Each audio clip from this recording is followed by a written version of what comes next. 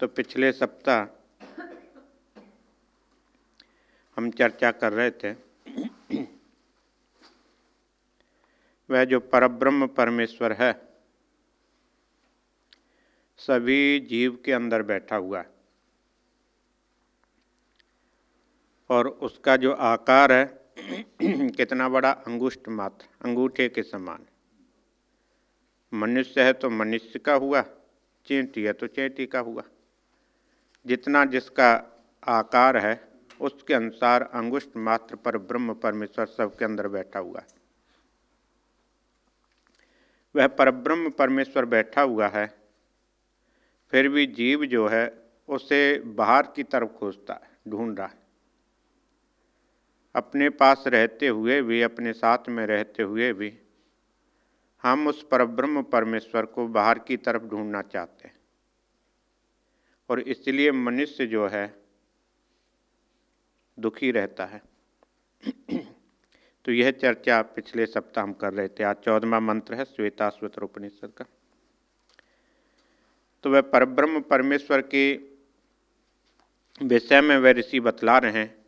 वह परमात्मा कहता है, सहस्रशीर्षः पुरुषः सहस्राक्षः सहस्रपात स भूमिं विश्वतो वृत्वा तिष्ठदशांगुलम् महः। तो जो परब्रह्म परमेश्वर है, हमारी नाभि से हम 10 उंगल नापें तो यहाँ पर बैठा हुआ है। प्रत्येक जीव की नाभि से लेके 10 अंगुल ऊपर जो जगह है यानी हृदय जो है वहाँ पर वह बैठा हुआ है। यह मंत्र हमें बतला रहा है। वह परब्रह्म परमेश्वर कैसा है? सहस्र शीर्षः, हजारों सिर वाला है। उस परब्रह्म परमेश्वर के असंख्य सिर हैं, उनकी गणना नहीं कर सकते। और सहस्राक्षः, हजारों आँखों वाला है। यदि बहुत आँख होंगी तभी वह समझ पाएगा, देख पाएगा। वह परब्रह्म परमेश्वर असंख्य आँखों वाला है। क्यों असंख्य आँखें हैं? कि जिसके अंदर बैठा हुआ है, जितने जीव हैं उतने ही परब्रह्म परमेश्वर की शक्ति उसके अंदर बैठी हुई है। जितने जीवों की हम गिनती करें, गणना करें, तो उतने ही परब्रह्म परमेश्वर के स्वरूप हो गए, क्योंकि उसके अंदर बैठा हुआ है। इसलिए हजारों आँखों वाला है। हजार का मतलब यहाँ पर गिनती से अलग है, असंख्य है। ऐसा नहीं हम कह सकते 1000 ही है, 1000 ही होंगे, नहीं। इसका मतलब है कि कितने हैं, जहाँ हमारी गिनती समाप्त हो जाती है, हम जिसकी गणना नहीं कर सकते, जहाँ हम सोच नहीं सकते, उतनी आँखों वाला परब्रह्म परमेश्वर है। सहस्रपातः, हजारों पैरों वाला है। क्यों हजारों पैरों वाला है? वह सभी जगह जा सकता है। अगले मंत्र में वह कह रहे हैं, अगली लाइन में, स भूमिं विश्वतो वृत्वा। सह माने ऐसा परब्रह्म परमेश्वर, भूमि जितनी भी भूमि है, पृथ्वी है, विश्वतः जितना भी विश्व है, विश्व क्या होता है? चारों तरफ से, जितने भी चारों तरफ से है उससे क्या है? वृत्वा, घेरा हुआ है। परब्रह्म परमेश्वर ने चारों तरफ से अपनी सृष्टि को घेरा हुआ है। यानी कोई भी ऐसा स्थान नहीं है जहाँ पर परब्रह्म परमेश्वर की सत्ता नहीं है, उसकी शक्ति के बिना कोई भी स्थान नहीं है। चारों तरफ से उसने घेरा हुआ है। और वह परब्रह्म परमेश्वर जो चारों तरफ से घेर करके बैठा हुआ है, वह हमारे हृदय में, जिस परब्रह्म परमेश्वर के 1000 हाथ हैं, हजारों मुख हैं, हजारों पैर हैं, हजारों आँखें हैं, वही परब्रह्म परमेश्वर जो समस्त विश्व को चारों तरफ से घेर करके बैठा हुआ है, वह क्या है? दशांगुलम। हमारे नाभि से लेकर 10 अंगुल ऊपर जो हृदय स्थान है, यहाँ पर वह बैठा हुआ है। उन ऋषियों ने उस परब्रह्म परमेश्वर को देखा। जो परब्रह्म परमेश्वर बाहर है, जो परब्रह्म परमेश्वर चारों तरफ सबको घेरा हुआ है, जिस परब्रह्म परमेश्वर की सत्ता के बिना कुछ हो नहीं रहा, वह परब्रह्म परमेश्वर ही हमारे हृदय में बैठा हुआ है। और कहाँ बैठा हुआ है? हृदय आकाश में। पहले भी हम 3-4 सप्ताह पहले भी बात यही कर रहे थे ना। उस परब्रह्म परमेश्वर को बाहर ढूंढने की आवश्यकता नहीं होती। पूजा करना, व्रत करना, ध्यान करना, यह किस लिए है? अपने शुद्धि के लिए। जिस दिन हमारी शुद्धि हो जाती है उस दिन उस परब्रह्म परमेश्वर को हम ढूंढ लेते हैं, प्राप्त कर लेते हैं। यदि हम सोचना चाहें वह परब्रह्म परमेश्वर बाहर कहीं बैठा हुआ होगा, ऐसा नहीं है। वेद कहता है वह हमारे हृदय में बैठा हुआ है। और कहाँ बैठा हुआ है? हमारी नाभि से 10 अंगुलों पर। और 10 अंगुलों पर कौन सा स्थान है? हृदय। और वह जो स्थान है पहले हमने पढ़ा था, वह कैसा है? जैसे कमल, उल्टा कमल के फूल को लटका दिया जाए, उसके आकार के समान जो हमारे अंदर हृदय है, उस हृदय के अंदर वह छिपा हुआ है। उस छिपे हुए परब्रह्म परमेश्वर को जानना है। और ऋषियों ने तो देख लिया, दिव्य दृष्टि के द्वारा उन ऋषियों ने देखा कि वह जो परब्रह्म परमेश्वर बाहर है वही मेरे हृदय में। और भी आगे क्या कहते हैं? सर्वतः पुरुषः एवेदः, पुरुष एवेदं सर्वं यद्भूतं यच्च भाव्यम् उतामृतस्वेशानो यद अन्येनातिरोहति। यहाँ पर एक बात कही है उन्होंने, अन्येन अतिरोहति। उस परब्रह्म परमेश्वर ने जब सृष्टि बना दी, उस सृष्टि के बनाने के बाद उसने क्या किया? अन्येन अतिरोहति। जितना तुम खाओगे उससे क्या होगा? अतिरोहति, अपने आप वह बढ़ता जाएगा। परब्रह्म परमेश्वर ने क्या किया? सृष्टि का प्रारंभ कर दिया। और प्रारंभ करने के बाद क्या किया? अन्येन अतिरोहति। जितना खाओगे और उस खाने से क्या है? अतिरोहति, अपने आप तुम बढ़ते जाओगे। जिस प्रकार से वृक्ष के अंदर जल डालते हैं, सींचते हैं, अपने आप बढ़ता जाता है, फिर उसे बढ़ाने की आवश्यकता थोड़ी होती। वैसे ही परब्रह्म परमेश्वर ने सृष्टि के विकास के लिए क्या रचा? अन्न। जीव को रचने के बाद उसने क्या रच दिया? अन्न। अन्येन अतिरोहति। जितना तुम खाते जाओगे उतने ही आगे अपने आप सृष्टि बढ़ती जाएगी। फिर उसको कुछ ऐसे करना नहीं पड़ता। सृष्टि का प्रारंभ तो पहले कहते हैं मन से हुआ ना। मन से सृष्टि का प्रारंभ कब तक चलता? बहुत समय तक चल नहीं सकता था। इसलिए उन्होंने क्या कहा? अन्येन अतिरोहति। तुम खाओ और संतान पैदा करते जाओ, अपने आप बढ़ता जाएगा। मंत्र हमें बतला रहा है अन्येन अतिरोहति। इसलिए जो भी हम खा रहे हैं उससे ही जीव की उत्पत्ति हो रही है। पुरुषः एवेद गुंग सर्वम यत भूतम यच्च भाव्यम। उन ऋषियों ने और भी क्या देखा? यत भूतम, जो हो चुका है, जो भी आज तक हो चुका है। हमारे कितने ही पूर्वज हुए और होकर के मर गए। हम यदि किसी को पूछें हमारे वंश में कितने लोग पैदा हुए, क्या हमको पता है? हम नहीं जानते। ज़्यादा 2 या 3 जनरेशन का नाम बड़ी मुश्किल से जान पाएंगे, वो भी एक आध का। यदि किसी व्यक्ति को कहो तुम अपने पिछले परिवार के 3 या 4 जनरेशन से पहले जो पैदा हुए सबके नाम बतला दो, बतला पाएंगे? उनको पता ही नहीं।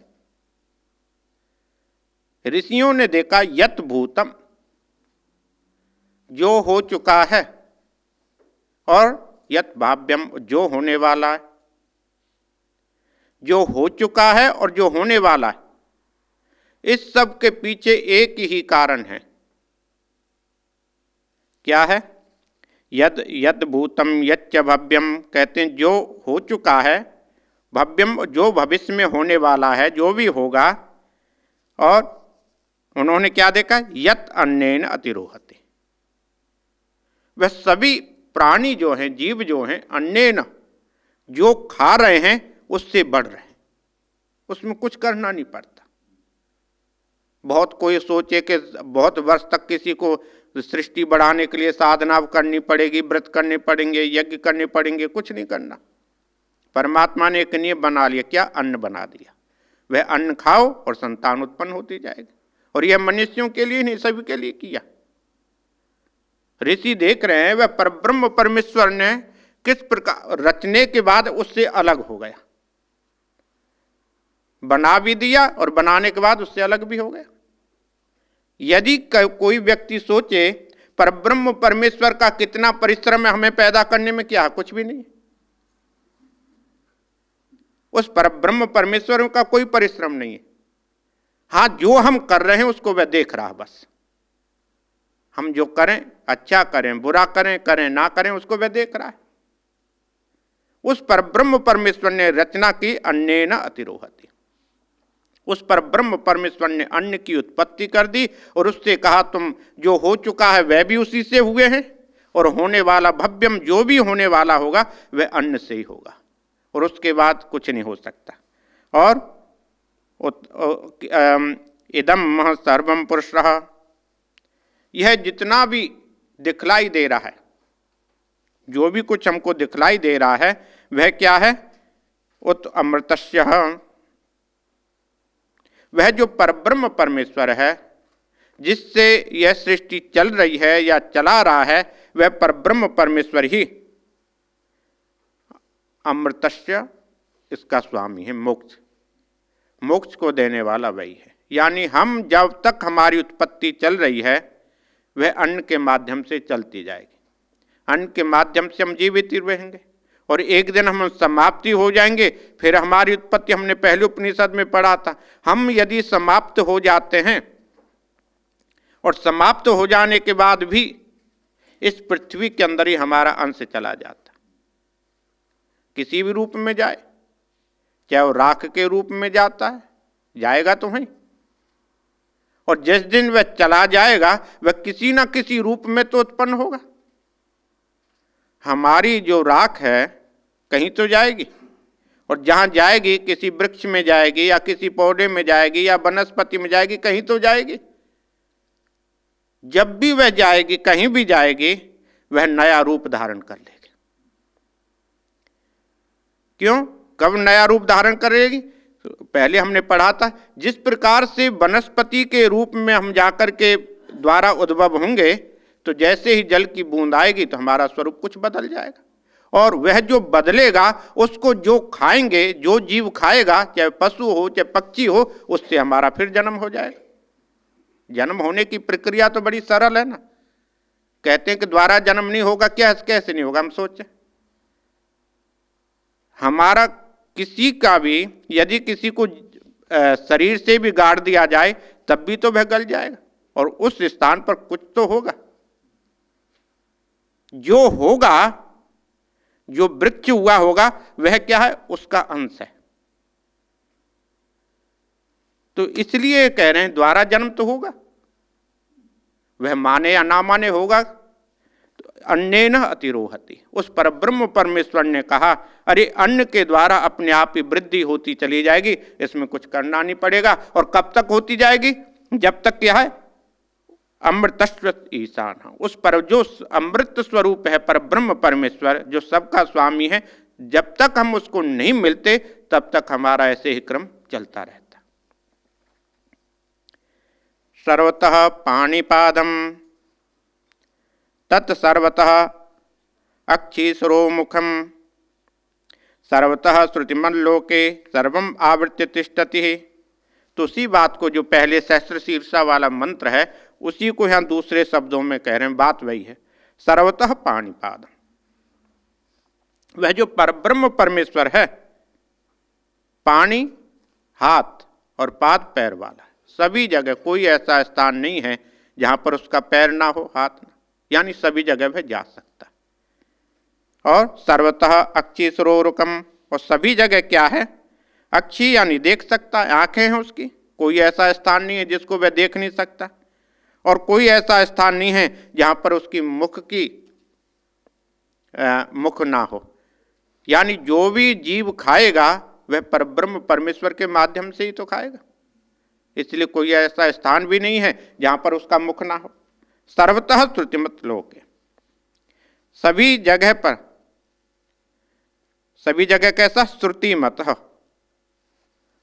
कानों से वह सुन सकता है, कोई ऐसा स्थान नहीं है जहां पर वह सुन नहीं सकता।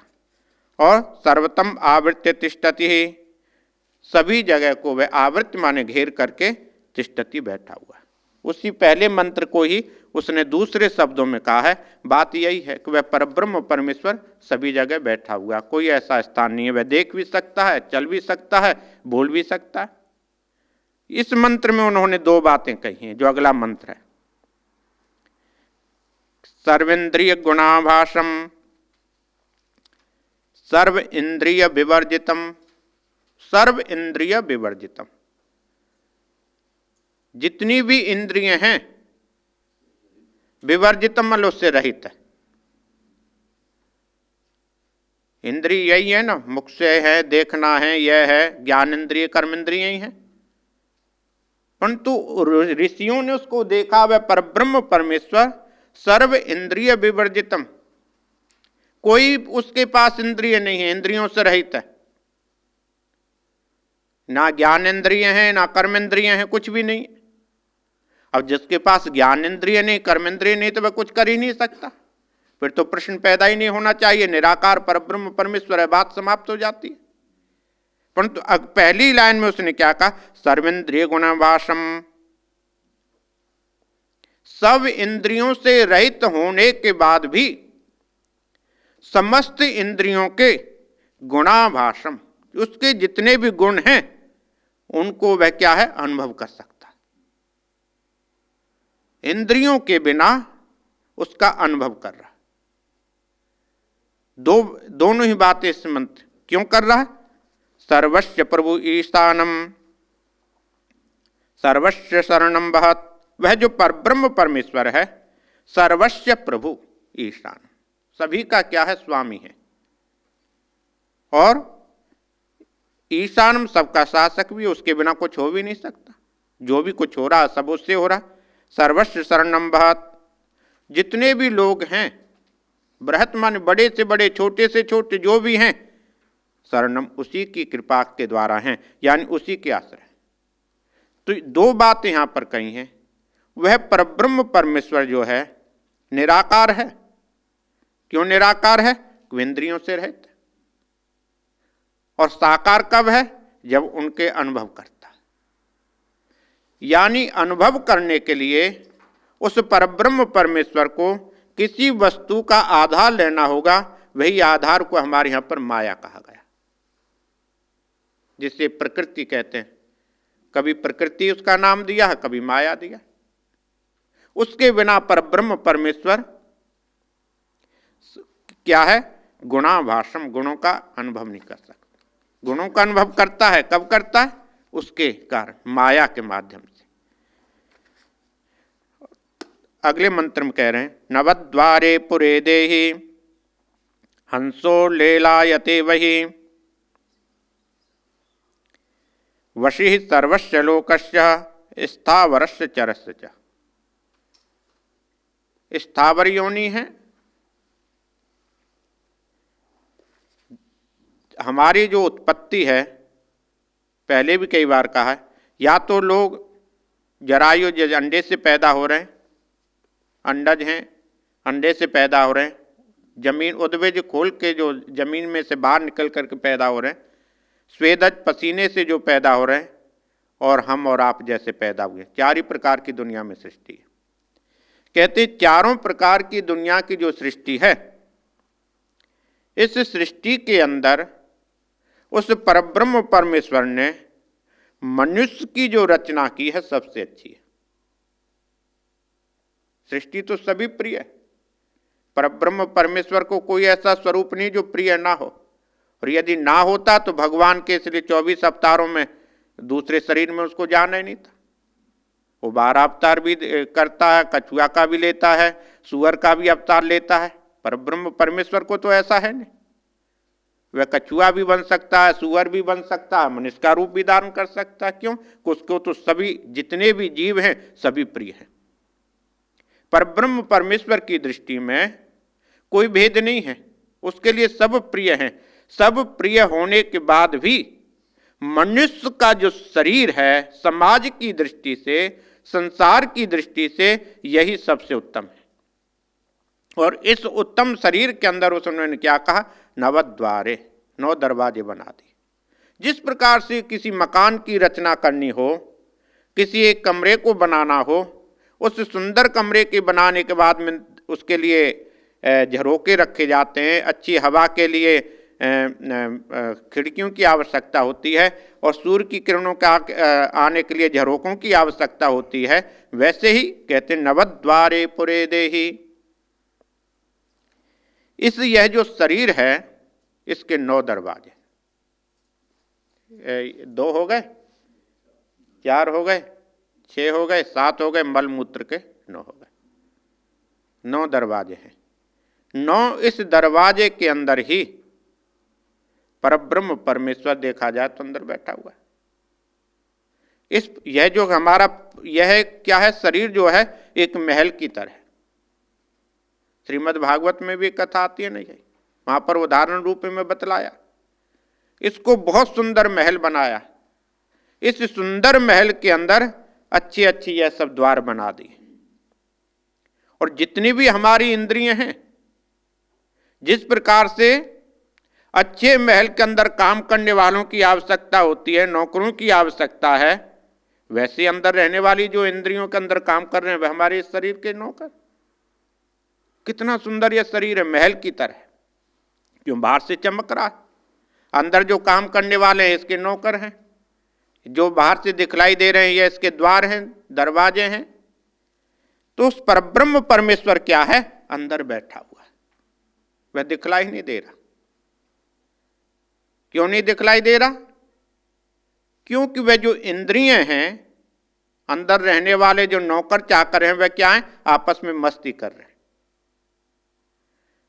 एक सुंदर कमरे के अंदर खूब लोग नाचते रहें, गाते रहें, खाते रहें, पीते रहें, आनंद का अनुभव तो कर रहे हैं।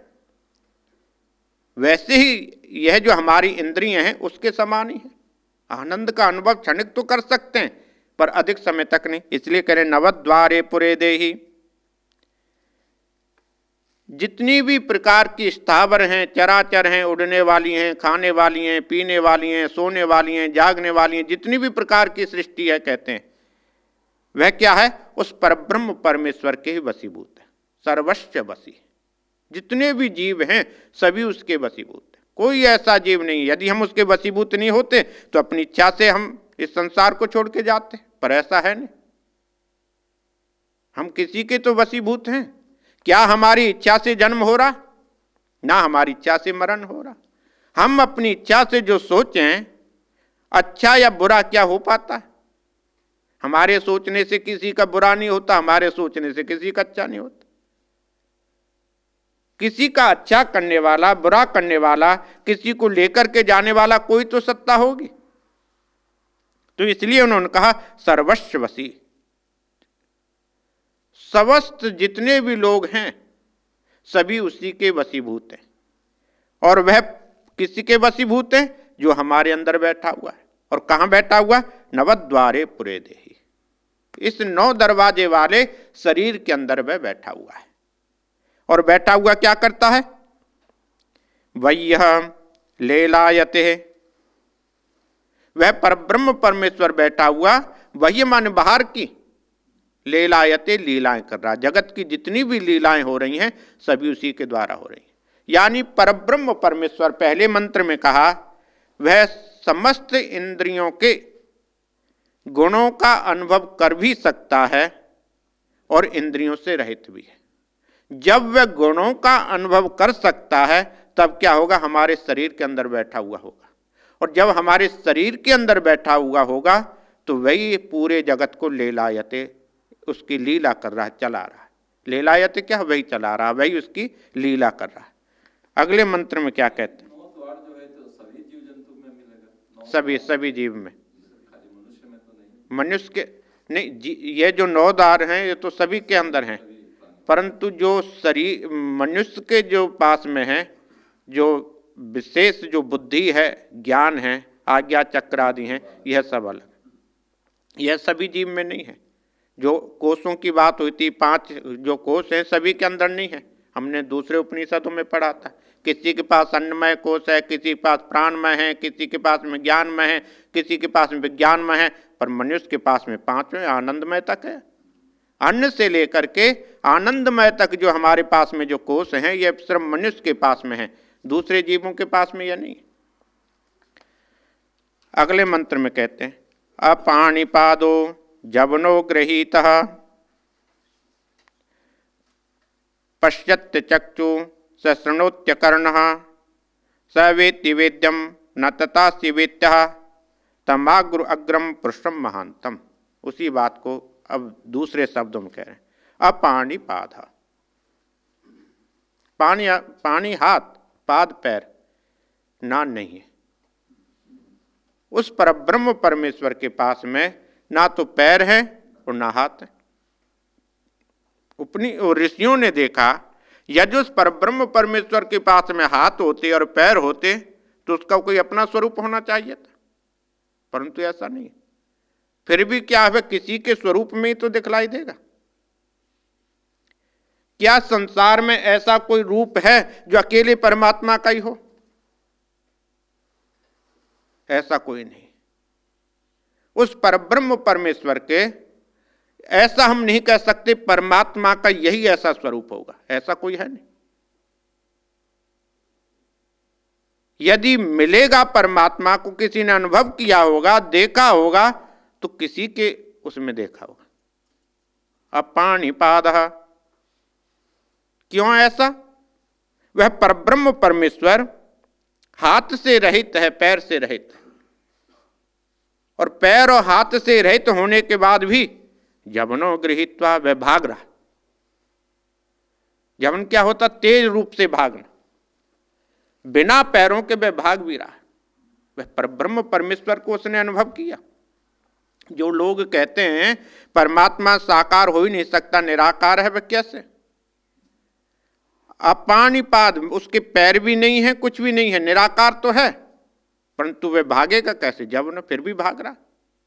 जब वह भाग रहा है तो कोई ना कोई तो स्वरूप होगा। वह स्वरूप क्या है? वह परब्रह्म परमेश्वर का ही स्वरूप है। हमारे ऋषियों मुनियों ने अनुभव किया उस परब्रह्म परमेश्वर को। एक यदि वृक्ष के अंदर यदि कोई सत्ता है, जो वृक्ष जब तक हरा है या हवा उससे मिल रही है, तो वह तभी तक है जब तक उसकी सत्ता है। जिस दिन उसकी सत्ता नहीं रहती, वृक्ष भी सूख जाता। जो अंदर बैठी हुई वस्तु है, जो उसको जीवित रख रही है, वृक्ष को हरा भरा रख रही है, उसी सत्ता को हमारे ऋषियों ने देखा परब्रह्म परमेश्वर। तो क्या कहते हैं? अपाणिपादः, वह परब्रह्म परमेश्वर जो है हाथ और पैरों से रहित है, और होने के बाद भी क्या है? गृहीतः, गृहीत माने ग्रहण करना। तो कैसे पकड़ेगा? जब उसका हाथ नहीं है फिर भी क्या है? गृहीता, ग्रहण कर रहा है। और इसका अनुभव सिर्फ वही व्यक्ति कर सकता है जिसने उसको देखा होगा, समझा होगा। ऋषियों ने देखा वह परब्रह्म परमेश्वर कैसा है, बिना हाथ के भी ग्रहण कर रहा है। यदि ग्रहण नहीं करता, स्वीकार नहीं करता, तो संसार में लोग उसको कोई समर्पित नहीं करते। जितना भी दुनिया में दान दिया जाता है, यह बात छोड़ो हम किस धर्म को मानते हैं, दुनिया में जितने भी लोग दान देते हैं वे इसीलिए देते हैं, वह ग्रहण कोई कर रहा है। जो ग्रहण कर रहा है, स्वीकार कर रहा है, वह क्या है? परब्रह्म परमेश्वर की सत्ता है। गृहीता, बिना हाथ होने के बाद भी परब्रह्म परमेश्वर उसे स्वीकार कर रहा है। और यदि स्वीकार नहीं करता तो क्या हम उसे भोग लगाते? और जवनः, बिना पैर के भी क्या है? जवन भाग रहा है, चल नहीं रहा, जवन कहते हैं भाग रहा। वह परब्रह्म परमेश्वर भाग रहा है। और अचक्षु पश्यति, चक्षु माने आंख और आ माने नहीं है, पश्यति फिर भी वह देख रहा है। परब्रह्म परमेश्वर की आंख नहीं है, फिर भी वह देख रहा है। और पहले मंत्र में क्या कहा था? हजारों आंखों वाला है। हजारों आंखों वाला वह कैसे हो सकता है? किसी के माध्यम से। जैसे हम अभी चर्चा कर रहे थे, हम ऐसा नहीं कह सकते परब्रह्म परमेश्वर का यही रूप होगा। यदि ऐसा ही स्वरूप एक परब्रह्म परमेश्वर का होता तो भगवान को 24 अवतार अलग अलग स्वरूप में लेने की आवश्यकता नहीं थी। उसने कहना था नहीं, मुझे विष्णु रूप ही अच्छा लगता है तो इसलिए विष्णु रूप में ही आऊंगा। उसने ऐसा तो नहीं किया। यदि कभी कृष्ण रूप में है, कभी राम रूप में है, कभी बुद्ध रूप में है, यदि कभी कच्छप रूप में। क्यों है? वो परब्रह्म परमेश्वर पश्यति अचक्षु। अचक्षु बिना आंखों के होने के बाद भी वह देख रहा है। क्यों देख रहा है? जितने भी स्वरूप हैं वह परब्रह्म परमेश्वर के। सह शृणोति अकर्णः, वह परब्रह्म परमेश्वर अकर्णः शृणोति, बिना कान के होने के बाद भी सुन रहा है। स वेत्ति वेद्यम, उन्होंने कहा वह परब्रह्म परमेश्वर वेद्यम, वेद्यम जो कुछ भी हम जान सकते हैं, जो भी हमारे द्वारा जाना जा सकता है, सह वेत्ति, उसको वह पहले से ही जानता है। संसार में कौन सी ऐसी वस्तु है हम सोचें जो नई होगी? नई तो हो नहीं सकती। यदि हम किसी वस्तु की खोज करते हैं तो उसी वस्तु की खोज करते हैं जो है नहीं उसकी हम खोज भी नहीं कर सकते। इसलिए कहे सह वेत्ति, वह पहले से ही है। कौन सी पहले से? सह वेद्यम, जिसको हम जानना चाहते हैं। साइंटिस्ट जितनी भी खोज करेंगे किसी की जो होगी उसी की खोज करेंगे ना। हाँ, यह बात अलग है, हमको नहीं पता, हमको नहीं पता, दूसरों को नहीं पता ना, जिस वस्तु का नहीं पता उसका वह आभास करा रहे हैं, अनुभव करा रहे हैं, परंतु है तो सही, पहले से वह विद्यमान तो है। ऐसा तो नहीं कि वह विद्यमान नहीं हो। लोग कहते हैं चंद्रलोक पर चले गए तभी चले गए, है नहीं होता तो कहां से जाते? उपनिषद कह रहे हैं सह वेत्ति, जिसको हम जानना चाहते हैं सह वेत्ति, वह पहले से उसको जानता है। और तस्यापि वेत्तः, तस्यापि वेत्तः, तस्य मन उस पर ब्रह्म परमेश्वर को ना वेत्ता, कोई जान नहीं सकता। यदि कोई समझे कि परब्रह्म परमेश्वर को मैंने अच्छी प्रकार से जान लिया है, ऐसा कोई हो नहीं सकता। कि कितने उसके स्वरूप हैं? क्यों उपनिषदों में हमने पढ़ा था परब्रह्म परमेश्वर एक अंश के द्वारा पूरी सृष्टि को चला रहा है। गीता में भी भगवान ने यही कहा। और 3 जो उसके अंश हैं वह क्या है? अमृत स्वरूप हैं। कितना कोई जानेगा? मान लो एक अंश को जान भी जाए, समस्त जगत को जान भी जाता है, फिर भी 3 अंश रह जाते हैं। इसलिए उपनिषद कह रहे हैं उस वेत्ता, उस परब्रह्म परमेश्वर को अच्छी प्रकार से कोई भी नहीं जान सकता। हम एक स्वरूप को जान सकते हैं, दूसरे को जान सकते हैं, तीसरे को जान सकते हैं, पर पूर्ण रूप से उस परब्रह्म परमेश्वर को हम जान पाएंगे, समझ पाएंगे, असंभव है, कोई भी नहीं जान सकता।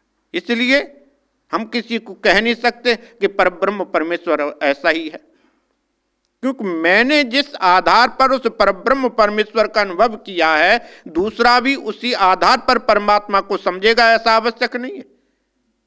क्योंकि उपनिषद कह रहे हैं, गीता में भगवान ने कहा, वहां पर भी वह बैठा हुआ है।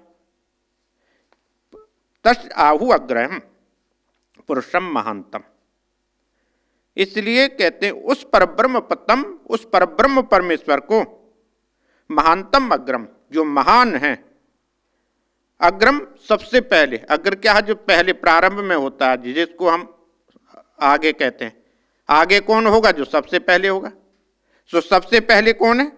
पुरुषम आहु, वह परब्रह्म परमेश्वर ही है। उससे ही समस्त सृष्टि चल रही है, उसके अलावा कुछ भी नहीं है। वही है भूतम भव्यम, वह पहले हो चुका है, वही आगे होने वाला है, इससे आगे कुछ भी नहीं है। ऋषियों ने समझा बस क्या है, हम तब तक भटकते रहते हैं, उन्होंने देखा, जब तक हम उसको मिल नहीं जाते। किसको नहीं मिल जाते? पहले मंत्र में कहा था और अमृतस्य, जो अमृत स्वरूप परब्रह्म परमेश्वर है, जब तक हम उसमें जाके लीन नहीं हो जाते तब तक हमारा यह क्रम चलता रहता है।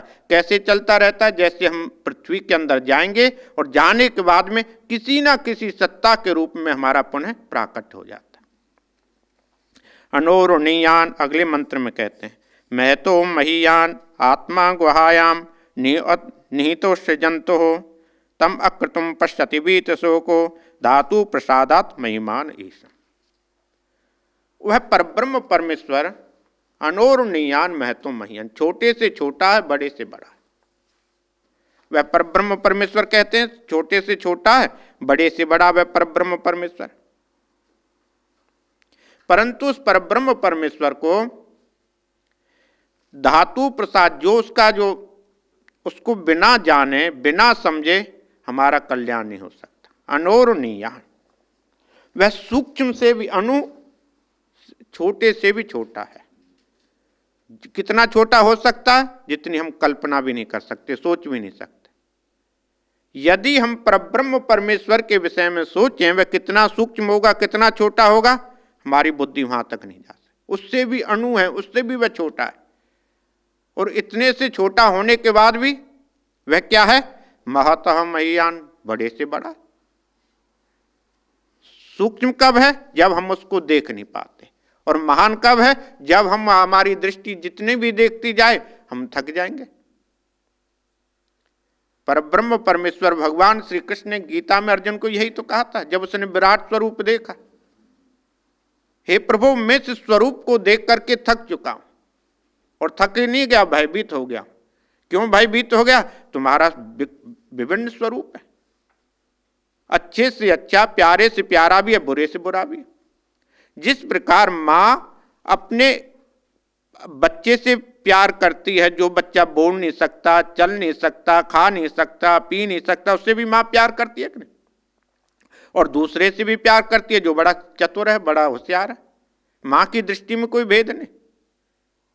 यदि कोई अपाहिज बच्चा हो, लूला लंगड़ा हो, क्या मां उससे प्यार नहीं करती? उससे भी उतना ही करती। और जो बड़ा चतुर है उससे भी उतना ही करती। उसी प्रकार से परब्रह्म परमेश्वर की दृष्टि में कोई भी भेद नहीं है। जितना भी हम देखें वहां भी परब्रह्म परमेश्वर की सत्ता है। इसलिए उपनिषदों में अनुभव किया गया अनूरणीयान, वह छोटे से छोटा है, जहां तक हमारी दृष्टि जा नहीं सकती, हम अपनी आंखों से जहां पर देख नहीं सकते वहां पर भी वह बैठा हुआ है।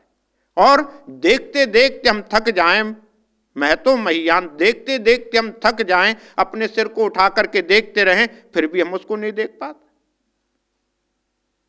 उसका इतना प्रकाश। गीता में अर्जुन ने कहा, हे प्रभु एक सूर्य के प्रकाश को देखने के लिए आंखें थक जाती हैं, तुम्हारा तो हजारों सूर्यों से अधिक प्रकाश है।